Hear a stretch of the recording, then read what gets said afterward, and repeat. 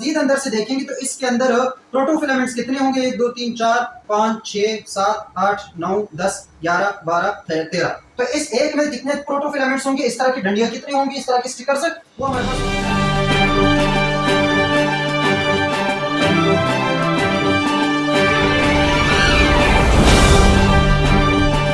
आसान। और आप लोग देख रहे हैं डीप कॉन्सेप्शन बायोलॉजी का चैनल। और आज हमारा जो टॉपिक ऑफ डिस्कशन है वो होने वाला है सेंट्रियोल्स या फिर बेसल बॉडीज। ठीक है, अब बुक में जो नाम लिखा हुआ है वो क्या है? हमारे पास सेंट्रियोल है या सेंट्रियोल्स है, लेकिन इसके साथ साथ हम पढ़ेंगे बेसल बॉडीज, क्योंकि दोनों का स्ट्रक्चर सेम होता है। तो सेंट्रियोल्स और अलग से टॉपिक है बायो में, तो इसको तो पढ़ेंगे साथ। इसी से रिलेटेड हमारे पास बेसल बॉडीज होती है, इसी के पार्ट हमारे पास बेसल बॉडीज होती है। तो बेसल बॉडीज को भी साथ समझना है, क्योंकि बेसल बॉडीज गाये बगाए आप लोगों के किसमें आप लोगों के आएगा, बायोलॉजी की बुक्स में आता रहेगा, टॉपिक्स में आता रहेगा। इवन जो अगला हमारा टॉपिक है सीलिया और फ्लैजिला, उसमें भी बेसल बॉडीज का जिक्र है। तो बेसल बॉडीज को भी हम यहाँ पे कवर करेंगे। इस चीज को समझना है, क्योंकि जो सेंट्रियोल का टॉपिक है यही आपके अगले जो साइटोस्केलेटन है उससे भी रिलेटेड है, और सीलिया और फ्लैजिला जो है उससे भी रिलेटेड है, इवन सेल साइकिल के दौरान से भी रिलेटेड है। तो सेंट्रियोल काफी इंपॉर्टेंट टॉपिक है। 1 बाय 1 इस वर्ड को हमने समझना है। तो सबसे पहले हम सेंट्रियोल्स, अब सेंट्रियोल्स क्या है असल में? सेंट्रियोल्स बेसिकली जैसे बाकी ऑर्गेनेल्स से, राइबोसोम से, एंडोप्लाज्मिक रेटिकुलम था, स्लाइसोसोम थे, पेरोक्सिसोम थे, ग्लाइकोक्सिसोम थे, क्लोरोप्लास्ट, माइटोकॉन्ड्रिया थे, न्यूक्लियस है। इसी तरीके से सेंट्रियोल्स भी हमारे पास क्या है? बेसिकली सेंट्रियोल्स है हमारे पास basically cellular organelles, cellular organelle है एक, मतलब जैसे बाकी ऑर्गेनेली है इसी तरह एक ऑर्गेनेली है, जो कि सिर्फ और सिर्फ ज्यादातर, ये नहीं कह रहा हूँ कि प्रोकैरियोट्स में होते ही नहीं, उसमें तो कोई ऑर्गेनेली नहीं होती। जो यूकैरियोट्स में भी ज्यादातर ये एनिमल सेल में पाया जाता है। कहाँ पाया जाता है? एनिमल के सेल्स में। प्लांट के सेल में सेंट्रियोल्स नहीं होते। होते हैं, अगर मैं एक्सेप्शन बता दूं तो हमारे पास जो लो लेवल के प्लांट्स हो गए, या जो हमारे पास मोबाइल सेल्स होंगे प्लांट्स के, जैसे कि स्पम्स हो गए, ज़ूस्पोर्स हो गए, तो उनमें हमारे पास फिर ये सेंट्रियोल्स हो सकते हैं। वैसे हायर लेवल पे एंजियोस्पर्म्स या जिम्नोस्पर्म्स वगैरह में प्लांट्स में इनमें फिर सेंट्रियोल्स नहीं होते। ठीक है, तो उनके पास सेंट्रियोल नहीं होते, लेकिन सेंट्रियोल की तरह के हमारे पास एक और जो है वो स्ट्रक्चर होता है। तो ये ज्यादातर एनिमल सेल्स में होते हैं, या फिर कुछ फंजाई लाइक प्रोटिस्ट में होते हैं। किसमें? फंजाई में नहीं होते, याद रखना। फंजाई लाइक जो प्रोटिस्ट हैं उनमें ये चीजें होती हैं, जैसे कि स्लाइम मोड्स और वाटर मोड्स वगैरह हो गए, तो उसमें हमारे पास सेंट्रियोल्स होते हैं। अब सेंट्रियोल्स को हमने समझ लिया कि सेंट्रियोल क्या चीज है, इससे पहले इनकी लोकेशन वगैरह और इन चीजों को देख ले।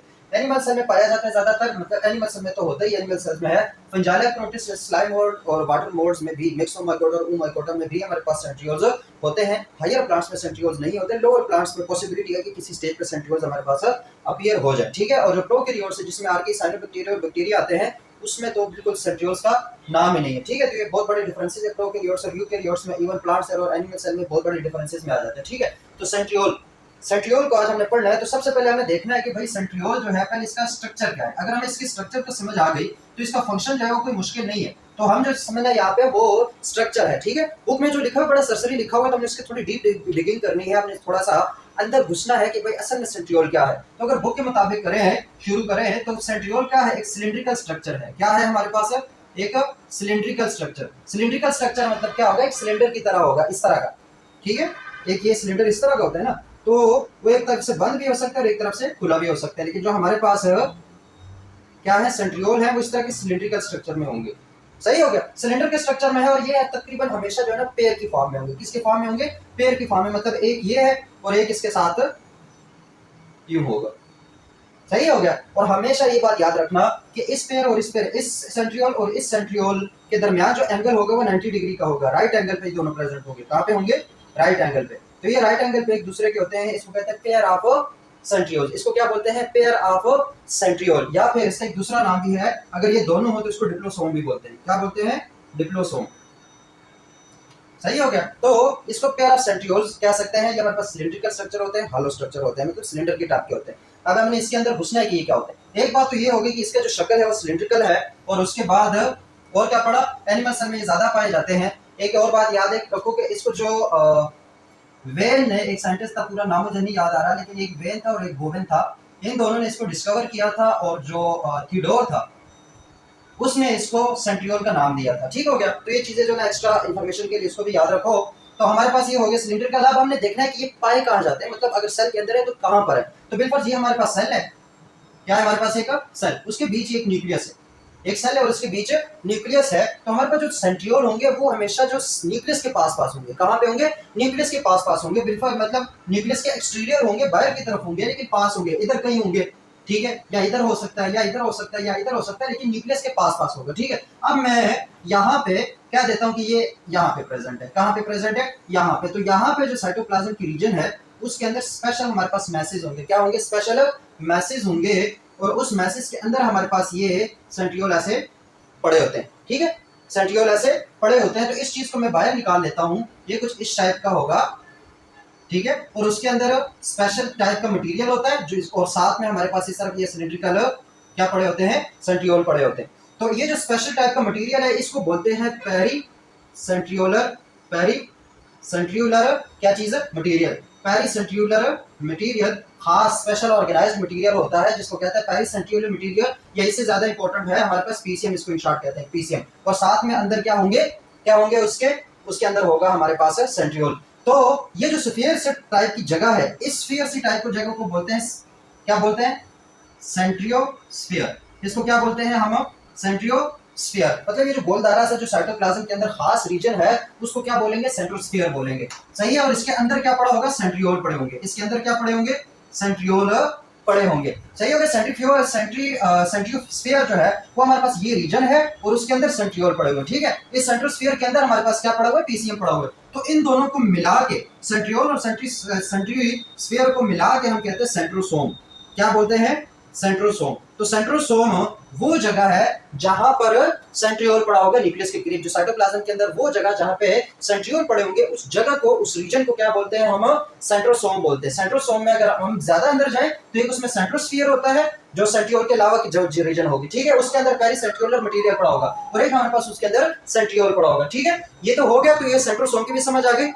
सेंट्रोसोम को इस तरीके से देखो कि अगर तुम अपने घर में रह रहे हो, ठीक है, क्या तुम अपने घर में बैठे हुए हो और जहां पर भी बैठे हो, तो बिलफर्ज तुम अगर एक सेंट्रियोल हो, तुम क्या हो? एक सेंट्रियोल हो। जो पूरा घर है तुम्हारा वो साइटोप्लाज्म है, उसके अंदर तुम एक सेंट्रियोल हो। तो जिस कमरे में तुम बैठे हो वो कमरा क्या होगा? सेंट्रोसोम होगा। वो जो खास रीजन जहां पे तुम बैठे हुए हो वो तुम्हारा क्या होगा? सेंट्रोसोम होगा। तो इसी तरीके से जो सेंट्रियोल है वो जिस खास रीजन में साइटोप्लाज्म के अंदर, अब साइटोप्लाज्म तुम लोगों को पूरा घर कंसीडर करोगे वो साइटोप्लाज्म है, उस घर के अंदर वो खास कमरा जहां पे तुम बैठे हुए हो इस वक्त वो तुम्हारा क्या है? सेंट्रोसोम है। वो तुम्हारा क्या होगा? सेंट्रोसोम। और तुम खुद क्या होगे? सेंट्रियोल होगे। तो इसी तरीके से साइटोप्लाज्म के अंदर वो खास रीजन जहां पे सेंट्रियोल प्रेजेंट होगा उसको क्या बोलेंगे? उसको बोलेंगे सेंट्रोसोम। इस बात की समझ आ गई कि सेंट्रोसोम और सेंट्रियोल का मतलब जो इसकी लोकेशन है, जिसकी रीजन है, उसको क्या कहा जाता है, ये चीजें समझ आ गई। अब हम जो सेंट्रियोल है हमारा, उस पे मेन हमारे पास फोकस क्या होगा? सेंट्रियोल पे होगा कि सेंट्रियोल कैसे बनता है।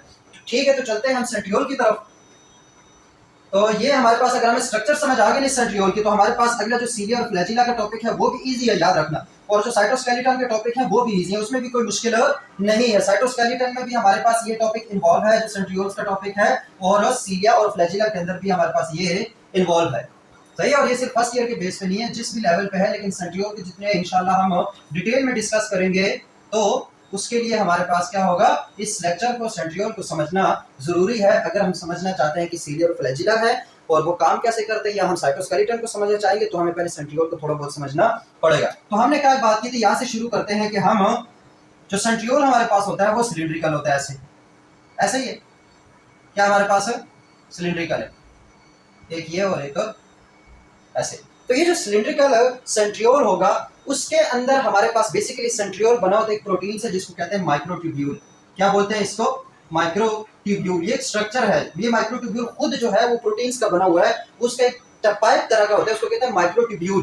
तो यहाँ पर होंगे माइक्रोट्यूब्यूल, लेकिन किस तरीके से होंगे वो हमें समझना है। पहले देखो, जैसे मेरे पास ये स्ट्रा पेपर है, तो इस स्ट्रा पेपर को तुम कंसीडर करो एक माइक्रोट्यूब्यूल, कि ये हमारे पास क्या है? एक माइक्रोट्यूब्यूल है। ये स्ट्रा पेपर खुद प्रोटीन से बना हुआ है और ये एक माइक्रोट्यूब्यूल है। तो ये हमारे पास जो सेंट्रियोल होते हैं ये बेसिकली माइक्रोट्यूब्यूल की बने होंगे। मतलब इस तरह के एक माइक्रोट्यूब्यूल, फिर उसके साथ दूसरा माइक्रोट्यूब्यूल, और इस तरह फिर तीसरा माइक्रोट्यूब्यूल। इस तरीके से माइक्रोट्यूब्यूल मिलकर सेंट्रियोल बनाएंगे। लेकिन कैसे? 3-3 माइक्रोट्यूब्यूल मिलेंगे। कितने मिलेंगे? 3-3 माइक्रोट्यूब्यूल मिलेंगे और उसके 9 सेट बनेंगे। ऐसे मतलब ये बिलफर्ज मेरे पास स्ट्रा था, एक स्ट्रा ये था, ऐसे एक स्ट्रा ये था, उसके साथ एक स्ट्रा ये मैंने जोड़ दिया और एक स्ट्रा ये मैंने जोड़ दिया। ठीक है, इस तरह के ये 3 माइक्रोट्यूब्यूल आपस में मिलेंगे और इसको बोलते हैं ट्रिपलेट ऑफ माइक्रोट्यूब्यूल। इसको क्या बोलेंगे? Triplet of microtubules. सही होगा। ट्रिपलेट का मतलब क्या, 3 माइक्रोट्यूब्यूल्स एक साथ। अगर ये 2 हो तो डुप्लेट उसको बोलेंगे, और अगर ये एक ही हो तो उसको फिर सिंगलेट बोलेंगे। ये बात याद रखना। यहाँ पे 3 होंगे तो ये ट्रिपलेट ऑफ माइक्रोट्यूब्यूल्स है। अगर ये ट्रिपलेट ऑफ माइक्रोट्यूब्यूल ऐसे ये इसको एक कंसीडर करें तो इस तरीके के 9 हमारे पास ट्रिपलेट होंगे। कितने होंगे? 9। तो अगर इसके सेंटर या सेंट्रियोल की बात करें तो वो बना होगा 9 ट्रिपलेट ऑफ माइक्रोट्यूब्यूल्स। मतलब एक ट्रिपलेट के अंदर 3 माइक्रोट्यूब्यूल्स हैं और खुद फिर कितने ट्रिपलेट्स हैं? 9 ट्रिपलेट्स हैं। टोटल 9 ट्रिपलेट्स हैं और हर एक के अंदर कितने हैं? माइक्रोट्यूब्यूल्स है 3। तो टोटल हमारे पास एक सेंट्रियोल के अंदर कितने माइक्रोट्यूब्यूल्स होंगे? 27। एमसीक्यू के लिए क्वेश्चन आता है कि अगर एक सेंट्रियोल की बात करें तो उसमें ट्रिपलेट के फॉर्म में होंगे माइक्रोट्यूब्यूल्स और 9 ट्रिपलेट्स होंगे। क्या होंगे? 9 ट्रिपलेट्स होंगे। तो अगर मैं इसका क्रॉस सेक्शन लेता हूं, क्या लेता हूं? क्रॉस सेक्शन, मतलब यहां से मैं काट देता हूं तो मुझे वो माइक्रोट्यूब्यूल्स नजर कैसे आएंगे? वो हमारे पास इंपॉर्टेंट क्वेश्चन है, वो हमारे पास इंपॉर्टेंट कॉन्सेप्ट है। फिर इसके बाद ये सारी चीजें जो है अब 1 बाय 1 हमें समझ आ जाएगी। अभी मुश्किल होती है, जैसे हम स्ट्रक्चर को इंशाल्लाह समझेंगे तो उसके बाद इजी हो जाएगा सब कुछ।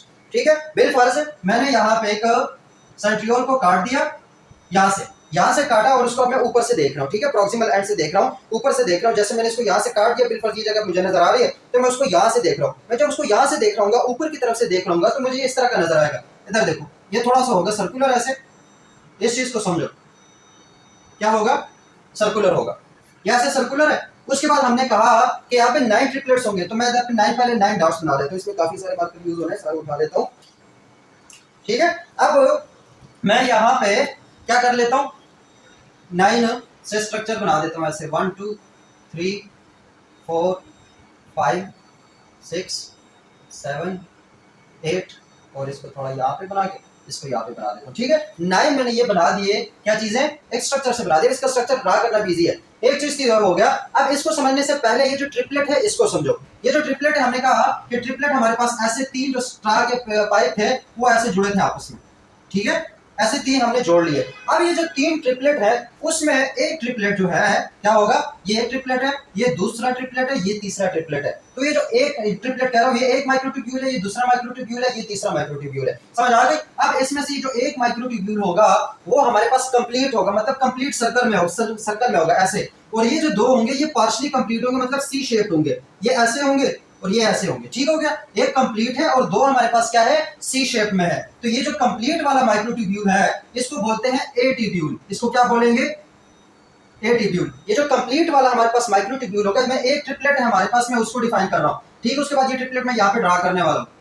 ये जो एक हमारे पास माइक्रोट्यूब्यूल है, ये जो हमारे पास एक ट्रिपलेट है, इसको अगर मैं कंसीडर करूं तो उसमें से एक होगा कंप्लीट। क्या होगा? कंप्लीट सर्कल के फॉर्म में होगा, सर्कुलर होगा, उसको बोलेंगे ए ट्यूब्यूल। ये जो बाकी 2 है जो सी शेप है, इस एक को बोलेंगे बी ट्यूब्यूल और एक को बोलेंगे सी ट्यूब्यूल। ये चीज याद रखना, एक बी ट्यूब्यूल है, एक सी ट्यूब्यूल है और एक ए ट्यूब्यूल है। अब इनमें फर्क क्या है? ये जो ए ट्यूब्यूल है ये मजीद हमारे पास 13 प्रोटोफिलामेंट्स के बने होंगे। किसके बने होंगे?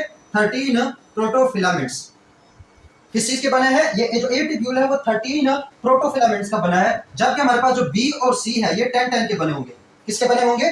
10-10 के। इसमें 13 प्रोटोफिलामेंट्स है, इसमें 10 और 10, मतलब ए में 13 है, बी और सी में 10-10 प्रोटोफिलामेंट्स है। अब सवाल उठता है कि what is protofilament? What is protofilament? तो इस चीज को समझो, इस चीज को समझो कि प्रोटोफिलामेंट क्या है। अब बिलफर्ज मेरे पास जो हमारे सेल के अंदर होते हैं प्रोटीन्स होती है 2 टाइप्स की। क्या होती है? प्रोटीन्स। एक प्रोटीन होती है अल्फा ट्यूब्यूलिन। क्या होती है? Alpha tubulin. इसको मैं बना देता हूं ऐसे। ठीक है, ये हमारे पास अल्फा ट्यूब्यूलिन है। इसी के ऊपर, इसी के साथ कनेक्टेड एक और प्रोटीन होती है, जैसे इसके ऊपर एक और इस तरह का बीड टाइप शक्ल होगी, उसको बोलते हैं बीटा ट्यूब्यूलिन। उसको क्या बोलते हैं? Beta tubulin. तो 2 तरह की प्रोटीन्स है, एक अल्फा ट्यूब्यूलिन और एक बीटा ट्यूब्यूलिन। ये बात समझ आ गई? अब देखो वो स्ट्रक्चर कैसे बनाएगा, प्रोटोफिलामेंट कौन समझ रहे हैं? तो अल्फा ट्यूब्यूलिन और बीटा ट्यूब्यूलिन वो क्या करेगा, यहाँ पे कैपिंग प्रोटीन होती है, इसको क्या बोलते हैं? Capping protein. ये चीज मैं काफी डीप में जाके समझा रहा हूँ इस चीज को। कैपिंग प्रोटीन होती है, उसके ऊपर कुछ प्रोटीन्स होती है इस टाइप की। ठीक है, इस तरह की कुछ ऊपर प्रोटीन्स होती है। अब ये जो प्रोटीन्स है इसी से बाकी प्रोटीन्स बनेंगी। ये जो हमारे पास स्टार्टिंग प्रोटीन होती है, जो प्रोटीन कैप के ऊपर होती है, इस स्टार्टिंग प्रोटीन को बोलते हैं, क्या बोलते हैं इसको? इसको बोलते हैं गैमा ट्यूब्यूलिन। इसको क्या बोलेंगे? Gamma tubulin. अब इसी गैमा ट्यूब्यूलिन के ऊपर जो है अब अल्फा और बीटा ट्यूब्यूलिन ऐसे जुड़ते चले जाएंगे। ये 2 प्रोटीन है, डायमर है। ये क्या हमारे पास? डायमर है, जिसके अंदर 2 यूनिट है, एक अल्फा ट्यूब्यूलिन का और एक बीटा ट्यूब्यूलिन का। सही हो गया, ये डायमर है। अब ये डायमर इसके ऊपर ऐसे जुड़ते चले जाएंगे। कैसे?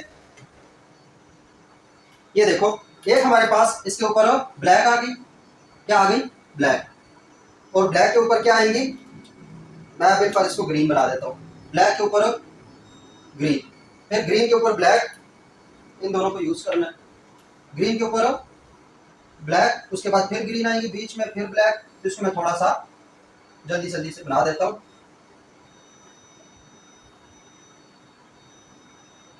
ठीक हो गया। अब इनके बीच ये दूसरा डायमर ग्रीन की फॉर्म में हो गया ऐसे, एक दूसरे के साथ जुड़ती चली जाएंगी ऐसे, ठीक है, एक के ऊपर एक, एक के ऊपर एक, एक के ऊपर एक, ठीक है। तो ये इस तरीके से एक ट्यूब्यूल फिलामेंट सा बनाएगा, क्या बनाएगा, एक फिलामेंट सा बनाएगा। उस फिलामेंट को बोलेंगे हम प्रोटोफिलामेंट, क्या बोलेंगे उसको, प्रोटोफिलामेंट। उस फिलामेंट को क्या बोलेंगे हम, प्रोटोफिलामेंट। सही हो गया, क्या उसको बोलेंगे, प्रोटोफिलामेंट। मतलब ये एक अल्फा के ऊपर दूसरा बीटा, फिर अल्फा, फिर बीटा, फिर अल्फा, फिर बीटा, ये जो दो डायमर वो एक दूसरे के ऊपर लगते चले जाते, क्या होते चले जाते, लगते चले जाते हैं। इसको बोलेंगे हम क्या, इसको बोलेंगे हम प्रोटोफिलामेंट। इसको क्या बोलेंगे हम, प्रोटोफिलामेंट बोलेंगे। प्रोटोफिलामेंट की समझ आ गई। प्रोटोफिलामेंट क्या है, अल्फा जो हमारे पास ट्यूब्यूलिन था जिसने बेस प्रोटीन के तौर पर काम किया, उसके ऊपर हमारे पास अल्फा बीटा डायमर लगे और इस तरीके से एक फिलामेंट सा बना लिया। उस फिलामेंट को क्या बोलेंगे हम, प्रोटोफिलामेंट। उसको क्या बोलेंगे, प्रोटोफिलामेंट। तो यहाँ पे आप ये देखो ए ट्यूब्यूल कितने का बना होगा, 13 प्रोटोफिलामेंट्स का। कितने का, 13 प्रोटोफिलामेंट्स का। मतलब ये हमारे पास ए ट्यूब्यूल है, ये क्या है बेसिकली, ए ट्यूब्यूल। तो इस ए ट्यूब्यूल को मजीद अंदर से देखेंगे तो इसके अंदर प्रोटोफिलामेंट्स कितने होंगे, 1 2 3 4 5 6 7 8 9 10 11 12 13। तो इस एक में कितने प्रोटोफिलामेंट्स होंगे, इस तरह की डंडियां कितनी होंगी, इस तरह के स्टिकर्स, वो हमारे पास होंगे 13। जो अगला होगा क्या होगा, अब अगला इसके साथ ऐसे जुड़ा है, सही हो गया, ऐसे इसके अंदर हमारे पास होंगी टोटल 10, 1 2 3 4 5 6 7 8 9 और 10, इस तरीके से होंगी। और जो अगला जुड़ा होगा उसको अगर मैं मजीद ऐसे बनाऊं तो उसमें ऐसे होगा, एक सी शेप और दूसरा शेप। इसके अंदर भी हमारे पास 10 होती है, क्या होती है, 10 होती है। और जो बीच में 3 वाली होती है वो दोनों शेयर कर रहे होते हैं, क्या कर रहे होते हैं, शेयर कर रहे होते हैं। मतलब जो बीच में 3 हमारे पास प्रोटोफिलामेंट्स होंगे वो ये बी और सी आपस में शेयर कर रहे होंगे। तो इस तरीके से हमारे पास अगर एक ट्रिपलेट की बात करें तो उसके अंदर 3 तरह के ट्यूब्यूल होंगे, ए ट्यूब्यूल, बी ट्यूब्यूल और सी ट्यूब्यूल। वो जो ए ट्यूब्यूल है वो 13 प्रोटोफिलामेंट्स का बना होगा, ठीक है, इसमें 13 होंगे। बाकी जो पार्शियल होंगे बी और सी उसमें 10-10 प्रोटोफिलामेंट्स होंगे। कितने होंगे, 10-10 प्रोटोफिलामेंट्स होंगे। तो अगर पूछा कि माइक्रोट्यूब्यूल किस चीज का बना है, कौन से प्रोटीन से बना है, तो माइक्रोट्यूब्यूल हमारे पास अल्फा और बीटा ट्यूबुलिन प्रोटीन से बना, या अगर उसको कॉमन नेम दे तो ट्यूबुलिन जो प्रोटीन है उससे हमारे पास बनता है माइक्रोट्यूब्यूल। उससे क्या बनता है, ये वाला एक माइक्रोट्यूब्यूल। ये जो एक स्ट्रा है जो हमने यहाँ पे निकाला था ये एक माइक्रोट्यूब्यूल है। और इसके अंदर जो है अगर हम ज्यादा माइक्रो लेवल पे जाए तो उसके अंदर फिर 13 13 और 13, मतलब इसमें ए ट्यूब्यूल में 13 प्रोटोफिलामेंट्स होंगी, बाकी बी और सी में हमारे पास 10-10 प्रोटोफिलामेंट्स होंगे। प्रोटोफिलामेंट्स मैंने समझा दिया कि वो कैसे होते हैं, कौन कौन से हमारे पास प्रोटीन से मिलकर बनता है। तो इस तरीके से बनता है। ये जो साइटोस्केलेटन उसमें इस चीज को समझाया गया। अगला जो टॉपिक है इसलिए इसमें ये ना समझो कि मैं कुछ और पढ़ा रहा हूँ। साइटोस्केलेटन में इमेजेस में ये चीज समझाई गई कि जो माइक्रोट्यूब्यूल्स उसके 2 डायमर होते हैं, अल्फा और बीटा ट्यूबुलिन, और वो मिलकर माइक्रोट्यूब्यूल बनाते हैं। तो वो माइक्रोट्यूब्यूल तो बनाएंगे, लेकिन ये ऐसा एक फिर दूसरा फिर तीसरा, इस तरीके से एक 13 जो आपस में मिलेंगे तो फिर एक माइक्रोट्यूब्यूल बनेगा। क्या बनेगा हमारे पास, एक माइक्रोट्यूब्यूल। तो एक माइक्रोट्यूब्यूल की तो समझ आ गई। यहाँ पे होंगे हमारे पास ट्रिपलेट्स। ट्रिपलेट्स भी मैंने बता दिया, एक कंप्लीट होगा और 2 पार्शियल होंगे। कंप्लीट में 13 ए ट्यूब्यूल और पार्शियल वाले में 10-10 ए ट्यूब्यूल, बी और सी ट्यूब्यूल होंगे। तो इस चीज को मैं यहाँ पे ड्रा कर लेता हूँ। क्या कर लेता हूँ, ये जो मैंने अभी शुरू में स्ट्रक्चर बनाया था मैं यहाँ पे वापस जा रहा हूँ। ये जो बीच में एक्स्ट्रा चीजें थी वो मैंने बता दी है कॉन्सेप्ट के लिए, ताकि कॉन्सेप्ट फिर इजी रहे। तो यहाँ पे हमारे पास क्या होगा, एक कंप्लीट और 2 उसके साथ पार्शियल, एक कंप्लीट 2 उसके साथ पार्शियल, एक कंप्लीट 2 उसके साथ पार्शियल। इस तरीके से मैं ये सारे बना रहा हूं।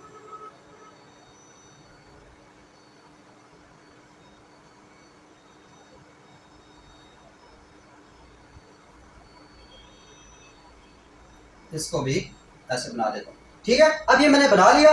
कितने ट्रिपलेट्स हो गए, 1 2 3 को मैं कर देता हूं। ये पहला, ये दूसरा, ये तीसरा, ये चौथा, ये पांचवा, ये छठा, सातवां, आठवां और 9वां। तो 9 ट्रिपलेट्स हो गए। कितने हो गए, 9 ट्रिपलेट्स, जो कि अरेंज है सर्कुलर फॉर्म में, सिलेंडर के फॉर्म में अरेंज है ना, सिलेंडर की फॉर्म में अरेंज है। इस तरीके से 9 ट्रिपलेट्स। अब इसमें से देखो ये जो इसके साथ जुड़ा होगा, ये ए है, ये बी है, ये सी है, हर एक का ए, ये बी, ये सी। इस तरीके से इसका ए, इसका बी, इसका सी, इस तरीके से इसका ए, ये बी और ये सी, इस तरह के ये सारे। तो अब यहाँ पे अरेंजमेंट देखो कि हर ट्रिपलेट का जो ए है वो अगले के सी के साथ जुड़ा है। ये बात याद रखो, हर ट्रिपलेट का ए किसके साथ जुड़ा है, सी के साथ जुड़ा है। तो बिलफर्ज यहाँ पे मैं जोड़ लेता हूँ, ये ए है, ये आगे से जुड़ा है सी के साथ, ठीक है। इस तरीके से ये ए सी के साथ जुड़ा है, ये वाला ए इस सी के साथ जुड़ा है, उसके बाद ये वाला ए इस सी के साथ जुड़ा, ये वाला इस सी के साथ, ये वाला ए जो है वो इस सी के साथ, इस तरह ये ए और इस तरीके से ये सारे आपस में क्या हुए, जुड़े हुए। समझ आ गए? तो एक कार्ट व्हील के तौर पर वो जो हमारे पास ये टांगों के साथ जो लगा होता है, छकड़े के साथ लगा होता है, जो पहिया होता है जो लकड़ी का बना होता है कार्ट व्हील, वो जो छकड़े के साथ पहिया लगा होता है तकरीबन उस तरह की ये शक्ल में आ जाएगा। और ऊपर से देखो तो जैसे वो टरबाइन नहीं होता, इस तरीके से इसके मुख्तलिफ पार से आपको नजर आ रहे होंगे। तो ये हो गया इसके साथ, समझ आ गई? इस ए का ये यहाँ पे जुड़ेगा। अब ठीक है, अब टरबाइन की सूरत में लग रहा है। ये तो हो गया हमारे पास इसके ए बी सी। अब इसमें ये जो ए और सी को आपस में लिंक कर रहे हैं, इसको बोलते हैं, इसको क्या बोलते हैं? इसको बोलते हैं ए सी लिंकर ट्यूब्यूल्स। ए सी लिंकर ट्यूब्यूल्स, ए सी लिंकर ट्यूब्यूल्स। समझ आ गई? कितने? इसको क्या बोलेंगे? ये वाला जो है ए सी लिंकर ट्यूब्यूल्स। इसमें से हर जो ट्रिपलेट होगा उसके नीचे हमारे पास कुछ बॉडीज होंगी इस तरीके से, 1 2, हर एक के नीचे 3 4 5 6 7 8 और 9 इस तरह की बॉडीज होंगी। इन बॉडीज को बोलते हैं एक्स बॉडीज। इसको क्या बोलते हैं हम? एक्स बॉडीज बोलते हैं। क्या बोलेंगे इसको? X bodies. इस तरीके से हर 2 एक्स बॉडीज के दरमियान एक छोटी सी बॉडी होगी, छोटा सा एक स्ट्रक्चर होगा। समझ आ रही है? हर 2 एक्स बॉडीज के दरमियान एक छोटा सा स्ट्रक्चर होगा। इस स्ट्रक्चर को बोलते हैं हम वाई बॉडीज। इसको क्या बोलेंगे हम? Y bodies. ये सिर्फ समझाने की हद तक है, ठीक है? ये एक्स बॉडीज है और ये वाई बॉडीज है। एक बीच में हमारे पास एक हब टाइप होगा इस तरीके से, क्या होगा? इसको बोलते हैं हब। इसको क्या बोलेंगे? Centriolar hub. ये हमारे पास हब होगा, माइक्रोट्यूब्यूलर हब। अब हमारे पास ये जो हर एक्स बॉडी है वो इस तरीके से जुड़ी होगी इस हब के साथ। ऐसे किसके साथ जुड़ी होगी? एक्स बॉडी जुड़ी होगी हब के साथ। समझ आ रही है? ये आपस में ऐसे हब के साथ जो एक्स बॉडीज है वो इस हब के साथ आपस में जुड़ी होंगी। इस स्ट्रक्चर को ये जो निकल रहा है बाहर की तरफ रेडियल तौर पर, इसको बोलते हैं रेडियल स्पोक्स। इसको क्या बोलते हैं? Radial spokes. ये जो हब से ये जो स्ट्रक्चर निकल रहा है और एक्स बॉडीज के साथ जुड़े हुए हैं, इसको बोलते हैं रेडियल स्पोक्स। क्या बोलते हैं इसको? Radial spokes. उसके बाद ये जो हर एक्स और एक्स है उसके दरमियान जो वाई है, हर वाई एक्स के साथ जुड़ा हुआ है। ऐसे ये वाई बॉडीज है ना, ये इसके साथ ऐसे जुड़ी होंगी, ठीक है? फिर ये इसके साथ ऐसे जुड़े होंगे, ये इसके साथ जुड़े होंगे, ये इसके साथ, ये इसके साथ, ये इसके साथ, ये और ये। तो इस तरीके से ये एक्स और वाई आपस में भी बॉडीज जुड़ी होंगी। और ये जो एक्स बॉडीज है और ये जो ए ट्यूब्यूल है, इसके बीच में जो कनेक्शन वाली ये जो जगह होती है जिसमें आपस में ये जुड़े होते हैं ऐसे, इस वाली जगह को बोलते हैं फुट। इसको क्या बोलते हैं हम? फुट। इस जगह को बोलेंगे फुट। तो ये हमारे पास क्या है? एक माइक्रोट्यूब्यूल, एक जो सेंट्रियोल है उसका जो स्ट्रक्चर है वो हमारे पास सामने आ गया है। इस सेंट्रियोल में क्या है? कितने ट्रिपलेट्स हैं हमारे पास माइक्रोट्यूब्यूल्स के? 9 ट्रिपलेट्स हैं। कितने ट्रिपलेट्स हैं? 9 ट्रिपलेट्स है। एक बात ये हो गई। उसके बाद इसकी अरेंजमेंट देखिए तो इसके बीच में कोई ट्रिपलेट नहीं होता, इसके बीच में कोई ट्रिपलेट नहीं होता। जब हम आगे देखेंगे ना फिलिया उसके फ्लैजिलम का और उसका सीलिया का, तो उसमें भी हमारे पास इसी तरह की अरेंजमेंट होगी, लेकिन वो बाहर की तरफ 2 होंगी और बीच में अलग अलग से एक होगा, ठीक है? ये उस वजह से मैं बता रहा हूँ। ये इसमें भी 9 ही होंगे, 4 हो गई, 5 6 7 8 और 9। ये भी आपस में ऐसे जुड़ी होंगी जैसे ये वाली जुड़ी होती है, और ये आपस में भी ऐसे जुड़ी होंगी, मतलब उनका स्ट्रक्चर भी सेम होगा। लेकिन उसके बाहर 9 डुप्लेट्स होंगे क्योंकि इसमें 2 माइक्रोट्यूब्यूल है। 9 डुप्लेट्स होंगे और 2 दरमियान में 2 सिंगलेट्स भी होंगे, तो 9+2 अरेंजमेंट उसकी होती है। इसके दरमियान में कोई माइक्रोट्यूब्यूल नहीं होता, तो इसकी अरेंजमेंट जो सेंट्रियोल्स की अरेंजमेंट है वो हमारे पास क्या है? 9+0 9+0।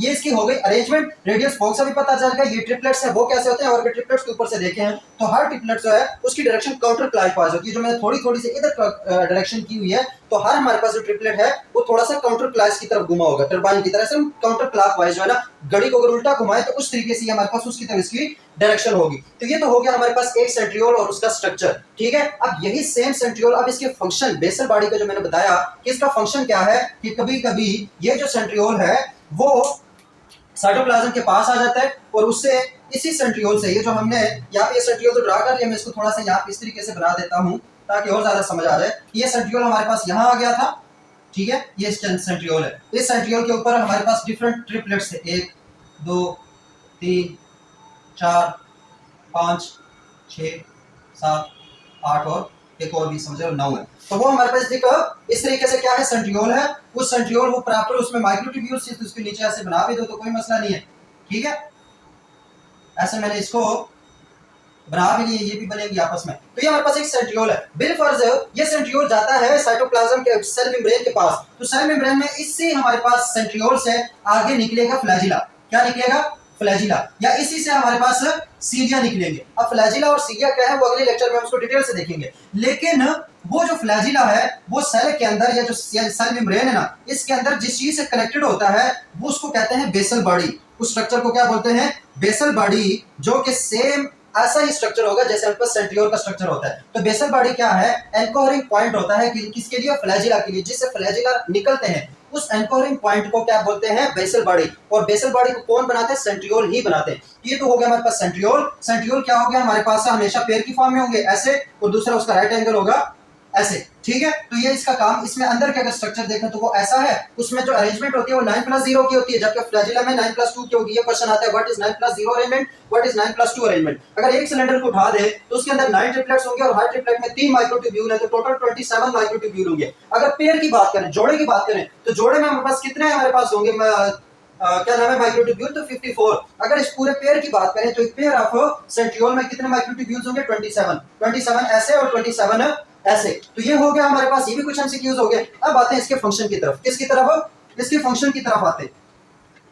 फंक्शन अगर मैं बताऊं तो एक फंक्शन तो मैंने बता दिया क्या था कि ये हमारे पास बेसल बॉडी बनाता है। क्या बनाता है? हमारे पास बेसल बॉडी बनाता है, और बेसल बॉडी का स्ट्रक्चर एज इट इज होता है जैसे कि हमारे पास सेंट्रियोल का स्ट्रक्चर होता है। दूसरा अगर मैं इसका फंक्शन बता दूं तो सेंट्रियोल का मेन जो सेकंड इंपॉर्टेंट फंक्शन है वो है ड्यूरिंग सेल डिवीजन। अब अगर न्यूक्लियस वाला लेक्चर तुम लोगों ने देखा है तो उसमें हमने सेल डिवीजन के बारे में थोड़ी बहुत बात की थी। क्रोमैटिन और क्रोमोसोम को जब समझा रहे थे तो थोड़ी बहुत बात इधर कर लेंगे कि हमारे पास जो सेंट्रियोल्स हैं वो सेल डिवीजन में कैसे इंपॉर्टेंट है, इस चीज को समझो। ये हमारे पास सेल है, ठीक है, और ये उसका न्यूक्लियस है। ये उसका क्या है? न्यूक्लियस। यहाँ पे मैं इसको ऐसे बना देता हूँ, एक ऐसे था और एक ऐसे था। हमारे पास एक सेंट्रियोल है जो यहाँ पे पड़ा हुआ है। अब जैसे ही सेल डिवीजन जो है वो स्टार्ट होने लगेगी, स्टार्ट कब होगी? जब हमारे पास सेल डिवीजन या माइटोटिक फेज स्टार्ट होगा। तो माइटोटिक फेज में क्या होगा कि ये जो न्यूक्लियर मेम्ब्रेन है ये खत्म हो जाएगी, और जो अंदर क्रोमैटिन था वो किस फॉर्म में आ जाएगा? वो आ जाएगा हमारे पास क्रोमोसोम की फॉर्म में। किस फॉर्म में? क्रोमोसोम की फॉर्म में, ऐसे मेटाफेज प्लेट पे अरेंज हो जाएगा ऐसे क्रोमोसोम की फॉर्म में। और ये जो हमारे पास सेंट्रियोल है जो कि न्यूक्लियस के पास था, ये डिवाइड होके एक इधर ही रह जाएगा और एक दूसरे पोल पे चला जाएगा। एक इस पोल पे आ जाएगा और एक इस पोल पे आ जाएगा। इसको मैं ऐसे बना रहा हूँ ऐसे कि एक सेंट्रियोल हमारे पास यहाँ आ गया और एक सेंट्रियोल हमारे पास पेयर यहाँ आ गया। पहले वो जो पेयर है वो खुद को डुप्लीकेट करेगा, डबल होगा, फिर उसमें से एक पेयर उस पोल पे जाएगा सेल के और एक इस पोल पे रहेगा। जब ये यहाँ पे आ जाएगा तो इसी सेंट्रियोल से हमारे पास माइक्रोट्यूब्यूल्स की एक धागे जो है वो निकलना शुरू हो जाएंगे ऐसे। ये कुछ धागे हैं जो कि यहां से निकलना शुरू हो जाएंगे ऐसे ऐसे ऐसे ऐसे ऐसे। इसी तरीके से दूसरा जो हमारे पास सेंट्रियोल होगा उसे भी कुछ धागे निकलना शुरू हो जाएंगे ऐसे। सही हो गया? अगर कुछ कुछ याद आ रहा हो तो अभी सारा कुछ समझ आ गया कि ये मैं किसकी बात कर रहा हूँ। एक सेंट्रियोल ये था, एक सेंट्रियोल ये था। इससे भी कुछ धागे निकले, कुछ क्या निकले? फाइबर्स निकले, जो कि कुछ यहाँ पे आपस में जुड़ गए और कुछ क्रोमोसोम्स के साथ जुड़ गए। अब अगर याद आ रहा हो तो हमने क्रोमैटिन वाले चैप्टर में भी बात की थी कि हमारे पास ये जो स्पिंडल फाइबर है, इस धागों को क्या बोलेंगे? इसको बोलेंगे स्पिंडल फाइबर्स। क्या बोलेंगे? Spindle fibres. तो ये स्पिंडल फाइबर्स किसने बनाए? ये स्पिंडल फाइबर बनाता है हमारे पास सेंट्रियोल्स। क्या बनाते हैं? यही सेंट्रियोल कोनों में जाते हैं और उसके बाद उसके स्पिंडल फाइबर्स बनाते हैं। ये स्पिंडल फाइबर बन गए। अब इसमें से कुछ स्पिंडल फाइबर जो है वो क्रोमोसोम के साथ अटैच हो जाएंगे। उस स्पिंडल फाइबर को जो कि क्रोमोसोम के साथ अटैच होता है उसको बोलते हैं काइनेटोकोर फाइबर्स। उसको क्या बोलते हैं? Kinetic core spindle fibres. सही हो गया? जो कि क्रोमोसोम्स के साथ जुड़ रहा है। काइनेटोकोर क्या है? हमने कहा वो एक ऐसी हुक टाइप की प्रोटीन होती है जो कि कनेक्शन बनाएगी स्पिंडल फाइबर का और काइनेटिक कोर प्रोटीन का। अब इसने इसके साथ बना दिया। जो स्पिंडल फाइबर आपस में जुड़े हैं इसको बोलते हैं नॉन काइनेटिक कोर। इसको क्या बोलते हैं? नॉन काइनेटिक कोर फाइबर्स या स्पिंडल फाइबर्स। सही हो गया? और इसके अलावा भी ये जो स्पिंडल फाइबर्स है उसकी कुछ इस तरीके से छोटे छोटे से ट्यूब्यूल्स या माइक्रो ट्यूब्यूल्स निकल जाते हैं ऐसे। सही है? कुछ तो ये लंबे होकर इधर आ जाते हैं ना, कुछ यहाँ पे रह जाते हैं। इसको बोलते हैं एस्ट्रल। इसको क्या बोलते हैं? Astral microtubules. इसको क्या बोलते हैं? एक्स्ट्रल माइक्रोट्यूब्यूल्स। और ये जो एक्स्ट्रल माइक्रोट्यूब्यूल्स हैं इनका काम होगा साइटोकाइनेसिस के दौरान कि एक सेल में मस्ट हमारे पास एस्ट्रल माइक्रोट्यूब्यूल जाए और दूसरे सेल में भी उधर जाए तो साइटोकाइनेसिस प्रॉपर होगी। जबकि ये स्पिंडल फाइबर क्या करते हैं? जरा देखो हमारे पास बिल फर्ज यहाँ पे एक और बंदा है, एक मैं हूँ, और हमने पेट से एक रस्सी बांधी है, उसने भी बांधी है और मैंने भी बांधी है, और बीच में हमारे पास एक चीज है जिसको अगर थोड़ा खींचे तो वो अलग हो जाएगा। क्या हो जाएगा? अलग हो जाएगा। तो क्या है, जो पेट वाली रस्सी है उसको मैं काइनेटिक कोर फाइबर अगर मैं कंसीडर करूं, काइनेटिक कोर, तो वो दोनों उस चीज को रस्सी के साथ बंध गए, और जो मेरे हाथ है और दूसरे बंदे के हाथ है उनको मैं ऐसे पकड़ के उस तरफ खींचना शुरू कर दूं, मैं इस तरफ खींचना शुरू कर दूं, तो क्या होगा, वो जो काइनेटिक कोर के जो फाइबर्स है, जब इन दोनों में टेंशन पैदा होगी, ये इस तरफ खींचना शुरू कर देंगे, किस तरफ? इस तरफ। ये इस तरफ जाना शुरू कर देंगे, इस तरफ जाना शुरू कर देंगे, तो इनमें टेंशन पैदा हो जाएगी, और उस टेंशन की वजह से ये जो क्रोमोसोम है वो इसके साथ चला जाएगा और ये वाला क्रोमोसोम इसके साथ आ जाएगा। तो इसके साथ क्या होगा, इसके साथ बिलफर्ज ये जोड़ा था क्रोमोसोम का, एक हमारे पास इधर आ गया क्रोमोसोम ऐसे, ठीक है, और एक क्रोमोसोम इधर आ गया, ये दोनों अलग हो गए। इस तरीके से हमारे पास ये दोनों भी अलग हो गए और ये भी अलग हो गए, ये भी क्या हो गए? अलग हो गए। तो इस तरीके से ये जो स्पिंडल फाइबर्स हैं वो क्रोमोसोम को डिस्ट्रीब्यूट कर देते हैं इक्वली, आधे इस सेल में जाएंगे, आधे इस सेल में जाएंगे, ये इस तरफ आ जाएंगे और ये इस तरफ आ जाएंगे। समझ आ गई? तो ये पूरे अपरेटस को क्या बोलते हैं? इस पूरे अपरेटस को बोलते हैं माइटोटिक अपरेटस, माइटोटिक अपरेटस, ठीक है, कुछ थोड़ा बहुत याद आ रहा होगा। तो वो माइक्रो जो क्रोमोसोम्स है उनको इक्वली डिस्ट्रीब्यूट कर देते हैं, आधे एक सेल में जाएंगे और आधे दूसरे सेल में जाएंगे, जो मेटाफेज प्लेट है उसको खत्म कर देते हैं। तो फिर उसके बाद यहाँ से कैसे शुरू हो जाएगी, ये सेल इधर आ जाएगा और ये सेल अलग होकर इधर चला जाएगा। तो ये इसके बाद इसमें दोबारा से फिर से न्यूक्लियस अपीयर होगा, फिर से न्यूक्लियोइड अपीयर होगा, दोबारा से सेंट्रोसोम जो है वो एक न्यूक्लियस के साथ एक रह जाएंगे। अब सवाल ये है कि न्यूक्लियस के साथ ये हमेशा सेंट्रोसोम क्यों रहता है? जो सेंट्रोसोम है या फिर सेंट्रियोल है, वो इसी वजह से कि इसी सेंट्रोसोम या जो सेंट्रियोल है, इसी ने हमारे पास क्रोमोसोम अलग किए थे, तो इसी क्रोमोसोम के गिर्द न्यूक्लियर मेम्ब्रेन बन जाएगी और ये जो हमारे पास सेंट्रियोल है उसी के पास रह जाता है, इस तरीके से इसके पास भी रह जाएगा। तो इसका जो दूसरा मेन फंक्शन सेंट्रियोल का क्या बना, वो हमारे पास बना सेल डिवीजन में, जिसमें वो स्पिंडल फॉर्मेशन काज करते हैं। अब सवाल ये उठता है कि एनिमल में तो ये हो जाता है, प्लांट में क्या होता है? प्लांट में क्या होता है, क्योंकि प्लांट में तो सेंट्रियोल होते नहीं है, तो उसमें क्या होता है कि उसमें इस सेंट्रियोल की जगह इसी के एनालोगस एक और स्ट्रक्चर टाइप चीज होती है। यहाँ पे तो सेंट्रियोल होते हैं ना, वहां पे प्लांट के केस में सेंट्रियोल नहीं होते, लेकिन उसी तरीके से कुछ माइक्रोट्यूब्यूल्स आपस में मिलते हैं और फिर उन माइक्रोट्यूब्यूल से क्या बनते हैं, आगे हमारे पास स्पिंडल फाइबर बन जाते हैं। उन प्रोटीन्स को बोलते हैं बेसल प्रोटीन्स। क्या वो प्रोटीन्स प्लांट के केस में उनको क्या बोलेंगे हम? बेसल प्रोटीन्स, जो कि काम करेगी as a spindle formation causing, तो वो स्पिंडल फॉर्मेशन बनाएंगे और उस तरीके से वो अलग हो जाएगी, ठीक है। तो प्लांट में सेंट्रियोल तो नहीं होते, लेकिन उसी की तरह के स्ट्रक्चर होते हैं जिसके अंदर भी माइक्रोट्यूब्यूल होता है, बेसल प्रोटीन उसको बोलते हैं, और उनका काम वही होगा जो यहाँ पे सेंट्रियोल्स का काम है। तो यहाँ पे हमारे पास आगे जो सेंट्रियोल है वो एंड हो गया। अगर थोड़ी और इन्फॉर्मेशन सेंट्रियोल्स के बारे में बताऊं, जो कि बुक में या आपके लिए इंपॉर्टेंट है, जो एमसीक्यूज के हवाले से या फिर जो हमारे पास टेस्ट होते हैं, मेडिकल टेस्ट हो गए या जो दूसरे कई भी टेस्ट होते हैं एडमिशन, उसके हवाले से कि जो हमारे पास सेंट्रियोल होता है, इस सेंट्रियोल के अगर मैं डायामीटर की बात करूँ, मतलब ये इसकी क्या है, ये इसकी डायामीटर है और ये इसकी लेंथ है, ऐसा ही है, ये इसकी लेंथ और ये डायामीटर है। तो इनका जो डायामीटर होता है वो 250 नैनोमीटर का होता है। कितना होता है? 250 नैनोमीटर इनका डायामीटर होता है। सही हो गया, 250 नैनोमीटर का इनका डायामीटर। और अगर लेंथ की बात करूं तो ये लंबाई में सेंट्रियोल कितने होते हैं, तो वो होते हैं 500 नैनोमीटर इन लेंथ। 500 नैनोमीटर क्या होते हैं? लेंथ। अब बाज़ दफा नैनोमीटर की जगह माइक्रोमीटर में ये लेंथ दी होती है, एमसीक्यूज में किस में दी होती है? माइक्रोमीटर में। तो अगर इस 500 नैनोमीटर को मैं माइक्रोमीटर में कन्वर्ट करना चाहूँ तो कैसे करूंगा? अब इधर देखो, हमारे पास 500 ब्लैक हमारा जो नजर भी है, अब इस 500 को बिलफर्ज में माइक्रोमीटर में कन्वर्ट करूं, क्योंकि बाज़ दफा एमसीक्यू जो है वो आया होता है माइक्रोमीटर में, उन्होंने लेंथ या डायमीटर पूछी होती है। अब आपको अगर 500 नैनोमीटर नैनो में पता है तो माइक्रो में इसको कैसे कन्वर्ट करेंगे? ये 500 हो गया, मल्टीप्लाइड बाय नैनो की वैल्यू क्या होती है? 10⁻⁹, तो ये -9 मीटर हो गया। सही है। अब इसको अगर मैं पॉइंट्स की सूरत में तो 5.0 × 10⁻² हो जाएगा, ये 10⁻⁻9 मीटर हो गया। उसके बाद ये 5.0 ये +2 -9, तो ये हो जाएगा -7 मीटर। ये होगा मीटर में, अगर 5.0 10⁻⁷ मीटर है। अब अगर मैं बात करूं कि माइक्रो में अगर इसको मैंने कन्वर्ट करना है तो 55.0 × 10⁻⁷, और मुझे माइक्रो के लिए कितना चाहिए होगा? 10⁻⁶, ये इसका करना है ना। तो इसको अगर मैं डिवाइड कर देता हूँ 10⁻�6 पे, तो ये माइक्रो में आ जाएगा 5.0 × 10⁻⁷ + 6 मीटर माइक्रोमीटर। अब वो 5.0 × 10⁻⁻1 माइक्रोमीटर। अब -1 है तो ये पॉइंट थोड़ा और इधर आ जाएगा, तो 0.5 माइक्रोमीटर भी इसका क्या होगा?